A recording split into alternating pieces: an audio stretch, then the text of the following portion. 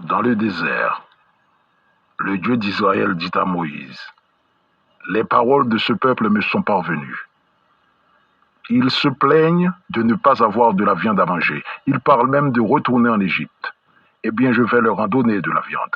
Je vais leur en donner pas pour un jour, pas pour 10 jours, mais pour un mois entier. Ils mangeront de la viande jusqu'à en être rassasiés. » Moïse rétorqua, « Où allez-vous trouver de la viande à donner à un peuple qui compte plus de 600 000 hommes? Allez-vous égorger des brebis pour eux? Allez-vous vider l'océan de ses poissons pour nourrir ce peuple? »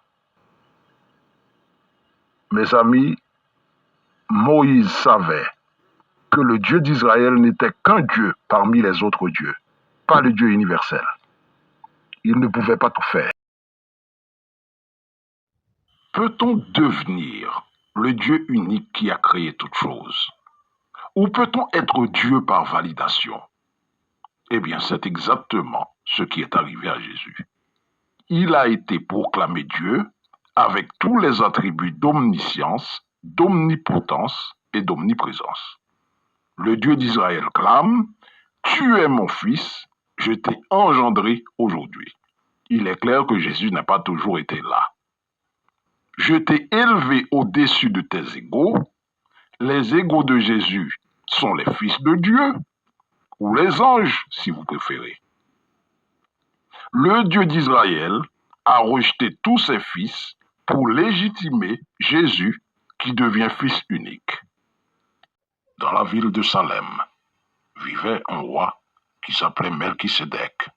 Il n'avait ni père ni mère, ni aucune généalogie. Il n'avait ni commencement de jour, ni fin de vie. Voilà ici la définition typique du Dieu universel qui ne doit son existence qu'à lui-même et qui sûrement doit avoir engendré toute chose. Et pourtant, ce Dieu tout-puissant va être écarté arbitrairement de la Sainte Trinité et c'est Jésus qui sera élu pour faire partie des 3 personnes qui forment le Dieu unique des chrétiens. Est-ce que ce monde est sérieux?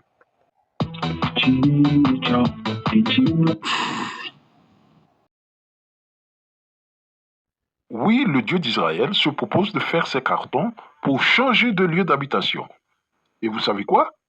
C'est la terre qu'il a choisie. Il a décidé de venir vivre avec nous. Non, ne prenez pas ce terme au cœur. C'est la vérité, c'est écrit noir sur blanc dans la Bible. Eh bien, on va voir ça. Apocalypse 22, 2 à 5.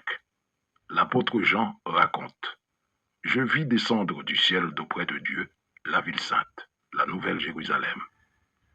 Et j'entendis du trône une forte voix qui disait, « Voici, le tabernacle de Dieu est avec les hommes. Il habitera avec eux. Ils seront son peuple, et Dieu lui-même sera avec eux. » Pour le Dieu d'Israël et les 3 grandes religions abrahamiques, les trillions de galaxies qui peuplent notre univers observable et les trillions de planètes qui gravitent rien que dans la Voie lactée, notre galaxie, ne représentent que le décor pour mettre en avant la Terre, qui devient le centre de l'univers. Et c'est là que l'omniprésence du Dieu d'Israël a été prise en défaut.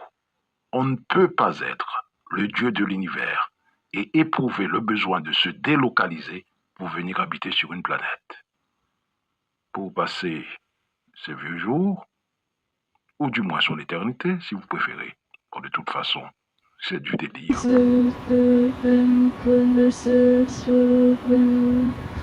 Nous ne sommes pas dupes, nous savons très bien que ce genre de contenu ne sera jamais populaire auprès de la majorité, mais en même temps, nous savons aussi qu'il y a des gens qui n'ont pas foi aux yeux, qui ont envie d'entendre autre chose que les vérités conventionnelles, les vérités établies, les vérités indiscutables de Dieu.